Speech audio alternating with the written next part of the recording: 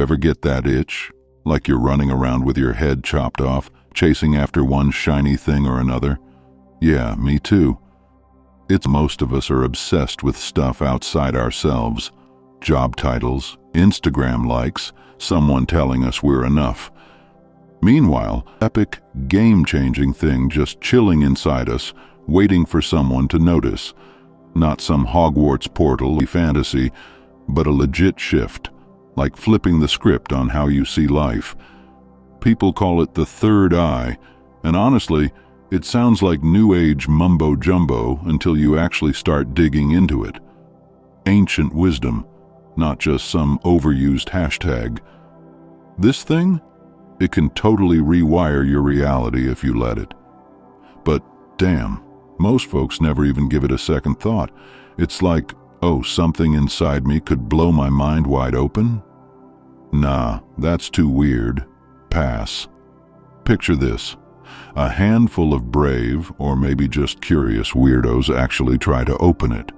Their lives? Never the same again. When that inner eye starts to wake up, it's not like fireworks or anything. It's more like someone slowly tearing down all the wallpaper lies you've gotten used to. Suddenly, your regular eyeballs are old news, and you're picking up on stuff with this deep gut-level knowing, like everything gets sharp, not visually, but intuitively. That's the real flex. The third eye doesn't just let you see, it makes you know. It's the flashlight you forgot was in your back pocket, lighting up everything you missed. Once the fog lifts, reality stops being this boring, locked-down thing. It turns into an ongoing convo with the universe, a wild, unpredictable adventure. So yeah, let's dive into what it's actually like to crack open this ancient superpower and why people have been obsessed with it forever. Now, think about all those times you felt lost, made dumb decisions because you were scared, not because you actually knew what was up. That's what happens when you don't have this deeper vision. I'm not talking X-ray specs, I mean real-deal intuition, knowing the truth of things, even when your senses are clueless. The third eye, hiding somewhere in your noggin, is like an invisible BS detector. It cuts through the surface and shows you what's real. It's for the people who always felt like there's gotta be more to life than this, but can't quite put their finger on it. Most people just walk right past it, totally oblivious. The struggle to see isn't about your eyes failing. It's about forgetting you ever had this inner vision in the first place. And the third eye? It's not out here making a scene. It's more like an old flashlight buried under a pile of junk in your garage. Most people laugh it off. Ha, spiritual eyes, sure, buddy. But the ones who go looking? They find out it's not just a bedtime story. It's hardwired into us. Science-y types call it the pineal gland, a tiny, mysterious little thing sitting smack dab in the middle of your brain. It's shaped like a pine cone, which is oddly cute.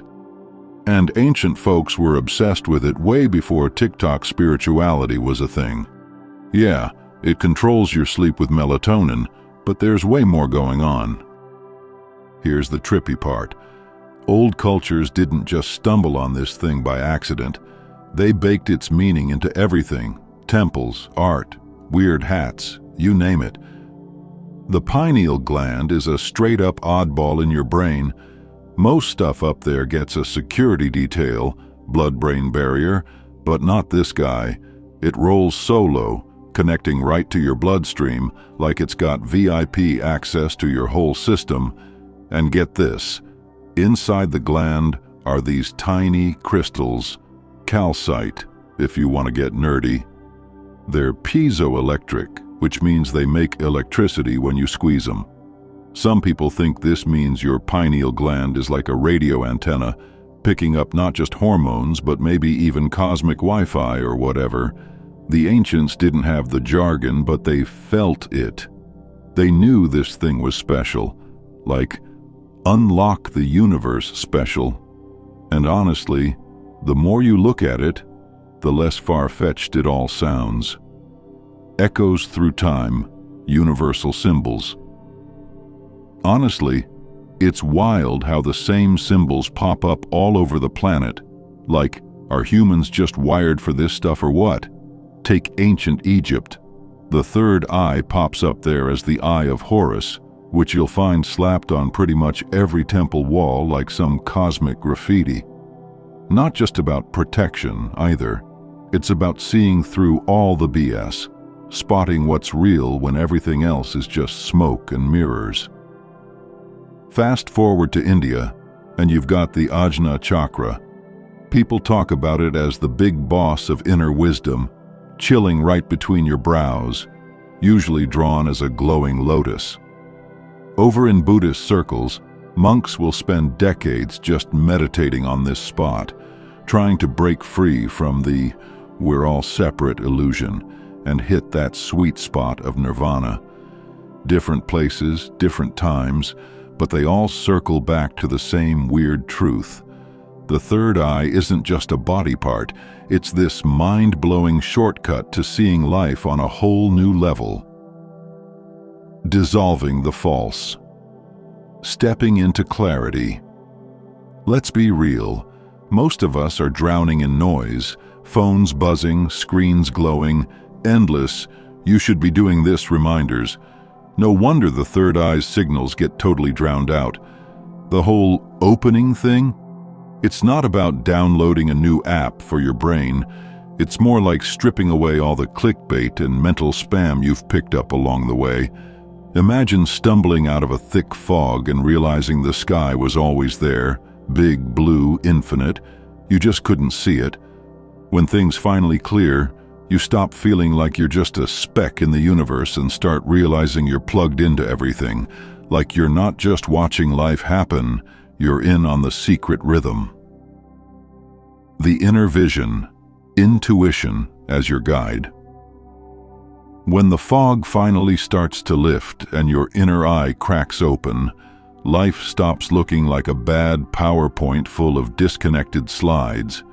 Suddenly, everything's in motion, everything's got meaning. That weird line between gut feeling and logic, it gets all blurry. The gateway you forgot about opens up, and now your inner vision's on full HD. You realize real clarity isn't about eagle-eyed vision. It's about deep, unshakable knowing. No more chasing for proof from outside. You just know, like in your bones. And here's the kicker. Your intuition stops being that faint, maybe kinda sorta voice in the background. It turns into a full-on GPS with the volume cranked up. You don't second-guess every little move. You just feel what's right, straight up. It's not some magical thinking. It's resonance, like hitting the right note on a guitar and feeling it vibrate through your whole self. The more you trust it, the louder it gets. Sometimes it doesn't even show up as words, just a gut punch or a heart flutter that tells you, yep, this is it. The shimmering world, reading between the lines. Here's where it gets trippy. Once you start seeing with that third eye, the world around you gets a fresh coat of paint. Stuff you never noticed before, like the mood of a room, the tiny micro-expressions people make, the vibe hanging in the air. Suddenly, it's all right there, obvious as daylight. You pick up on layers in conversations, feel the weight behind a pause or a look. Even random stuff gets loaded with meaning. A bird zigzags across your path? That's not just a bird anymore, it's a message. Numbers keep popping up? Could be the universe nudging you. Dreams stick with you all morning? Yeah, pay attention. Life starts sparkling with hidden symbols, and you stop taking things at face value. Suddenly you're reading between the lines, like the universe is dropping hints, and you're finally tuned in enough to catch them. Emotional alchemy and mental calm. All right, let's toss the stiff, mystical TED Talk vibe and get real for a second. When your perception sharpens, your whole emotional world kind of flips upside down. Suddenly you're not just thinking about thinking, you're actually feeling it, living it in your bones. You start catching your own thoughts like, oh, there's anxiety again, but you're not judging it. You're just watching. Weirdly enough, emotions lose their grip. Anger? It's not just a tantrum anymore, it's a memo from your subconscious. Fear? Basically a mirror showing you what you're still running from. Even sadness, yeah, it sucks, but it's like a thunderstorm that washes all the junk away. You stop getting thrown off balance every time you feel something. Instead, you're like, okay, I see you, but you're not the boss of me. And man, your mind changes too. It's not a circus in there anymore. Thoughts line up like they've finally gotten the memo to chill. The mental noise that used to hijack your day, it fades out, like a neighbor's bad music finally getting turned off. You're not trying so hard to make decisions, they just kinda land, and you know what's right in your gut. Less overthinking, more, I got this. Staying present feels natural, not forced. And the best part? Productivity sneaks up on you, not because you're hustling like a caffeine-fueled squirrel, but because you're actually doing what matters. Life goes from wrestling you to just flowing, and you actually move with it for once. Now this clarity, it doesn't just stay locked in your head, it spills out into your relationships and choices.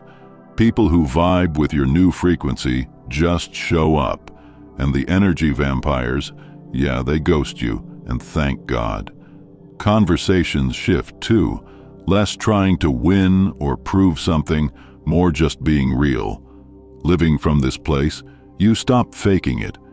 You start radiating this you-ness that people can't help but notice. Not about being perfect, just about being so present it practically glows. It's not about having some secret knowledge, it's about finally seeing what's real. The third eye isn't just a seat in the nosebleeds, it's front row, fully awake, and taking it all in. Now, about the sciencey stuff, don't roll your eyes. It gets wild. Ancient folks waxed poetic about the third eye, but now researchers are poking around in the pineal gland, that weird little nugget in your brain. Turns out it's got light-sensitive cells, looks like an actual eye, and acts like the body's cosmic clock. Kinda nuts, right? Some scientists think it does more than just track sunrise and sunset. Get this, the pineal's packed with tiny crystals, calcite, if you want to sound smart at parties, that might turn pressure into electricity. Basically, it's possible your brain's got a built-in radio, tuned to freaky frequencies nobody quite understands yet. Maybe that's why some people swear they have visions or weird psychic flashes. Oh, and DMT? Yes, that chemical everyone gossips about on Joe Rogan. Your brain makes it. Some say it floods your head during wild moments. Birth, near death, mystical visions. People who've tripped on DMT talk about seeing insane light shows, meeting beings of pure energy, or just feeling like time doesn't exist. And all that eerily matches up with what yogis and mystics have been describing for centuries. So, what if these aren't just acid trips, but glimpses through a sense organ we barely know how to use? Bottom line, the third eye might not be just a cool metaphor or a hippie tattoo idea. It could be a legit biological thing, waiting to be switched on. Wake it up, and you aren't getting some new superpower. You're remembering something ancient, hardwired, part of being human. If science and spirituality ever stop arguing and just grab a beer together, maybe we'll finally get how powerful this really is. Maybe opening your third eye isn't just a spiritual awakening. Maybe it's an upgrade we're all overdue for. Embodied awakening, dancing with reality. All right, let's ditch the mystic TED Talk voice and get real for a second. So, the whole third eye thing? People from way back weren't just rolling dice and hoping for enlightenment. Nah, they were borderline obsessive about it. making up all these wild, detailed methods to flip that inner vision switch. We're talking about stuff that's less woo and more like spiritual engineering. Meditation, trippy visualizations, weird breathing tricks, chanting. It's all basically biohacking, but with incense and less tech support. These aren't just rituals you light a candle for and forget. They're like deep tissue massages for your brain, slowly scraping off all that psychic gunk so you can actually hear yourself think. Meditation? That's the main event. And I'm not talking about sitting cross-legged pretending your back doesn't hurt. It's about shoving your attention right between your eyebrows.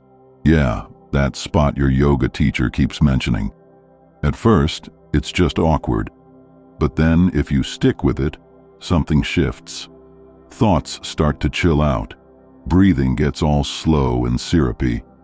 You might even feel this weird, warm buzz in your forehead, like someone's gently pressing a finger there from the inside. It's trippy, but in a good way. After a while, your brain stops being a static-filled radio and starts actually tuning into the good stations. Now, visualization, honestly, this one is underrated. Picture an eye, a flame, or some glowing orb smack in the middle of your forehead. Feels goofy, right? But there's a method to the madness. These images are like cheat codes your ancestors programmed into the collective mind. Keep picturing them, and your brain's like, okay, I get it. Time to wake up. Pair that with breath work, and suddenly, this light isn't just in your head, it's in your bones. Breath work, the fancy term is pranayama, is where things get even more interesting. Breathing isn't just about not dying, turns out. Alternate nostril breathing? Sounds like something a sleep-deprived yogi made up at 3 a.m., but honestly, it works. Calms your nerves, balances your brain hemispheres, and pokes at your pineal gland, which, rumor has it, is the third eye's hardware. After a few rounds, you're not just breathing air, you're breathing awareness, and the whole world gets a little sharper around the edges. And then mantras. You've probably heard Om a million times, but try actually chanting it, like full-on, no shame. The vibration hits different. It's less about the sound and more about the way it rattles your skull and shakes loose all the stuck energy.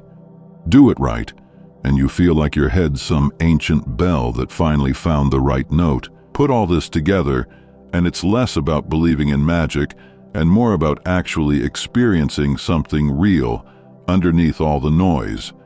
You keep showing up, the static clears, and whoa, suddenly you're seeing things in a whole new light, literally and metaphorically. Embodied awakening, dancing with reality. Okay, real talk. When you actually stick with this stuff, I mean like really stick with it, things get weirdly real. All those so-called practices, meditation, mantras, that breath work everyone acts like they invented, stop feeling like chores or rituals. Suddenly, you're not chasing after some imaginary peace and quiet. It just hangs out with you, like a loyal dog, wherever you go. And that third eye? It's not some dusty, mystical concept anymore. It's wide open, laser-focused, but turned inward, seeing all your messy brilliance with freaky clarity. This doesn't whisk you away into la-la land either. If anything, you drop deeper into life, like someone finally turned the contrast up and you're seeing all the hidden patterns buzzing right under the surface. Life stops feeling like a never-ending game of bumper cars and starts to resemble, I don't know, an improv dance party? You're moving with things, not against them. Choices pop up and suddenly you just know what to do. No more endless pro-con lists or midnight overthinking marathons. External noise? That's just background static now. Your own voice? Crystal clear. Even the stuff that used to make your palms sweat, awkward conversations, random drama, now show up as weird little lessons, tailor-made for your growth spurt. Honestly, there's a kind of calm you carry around, and people notice, even if they can't quite put their finger on it. You're just different. Not in a joined a cult way. More like you're rooted, and it's contagious. And let's be real, emotions don't just evaporate. You'll still get mad, sad, freaked out. Welcome to being human. But now you watch those feelings rise and fall like waves instead of getting sucked under. There's space between what you feel and how you react, and that's a total game changer. You get to choose your response, not just blurt out the first thing that pops into your head. Relationships start to shift too. The shallow ones sort of drift away. No hard feelings, just poof. In their place, you get these deep, honest connections with people who actually get you. Compassion shows up without you forcing it. You're just more real, more yourself. And you start to feel other people's vibes, like you're all on the same team, even if you're playing totally different sports. And here's the kicker. The world doesn't stop being the world. You still gotta pay rent. You still forget dentist appointments. But there's this wild undercurrent, synchronicities, dreams with hidden messages, little nudges from the universe that feel too perfect to be random, intuitions dialed up to 11. You start to sense there's some kind of cosmic intelligence at play, not shouting at you, just dropping hints and breadcrumbs. The old urge to control everything? Yeah, that starts to fade. You're not fighting the river anymore. You're floating, finally meeting yourself as you are, not as you wish you were. And honestly, that's where the magic kicks in. Two realities.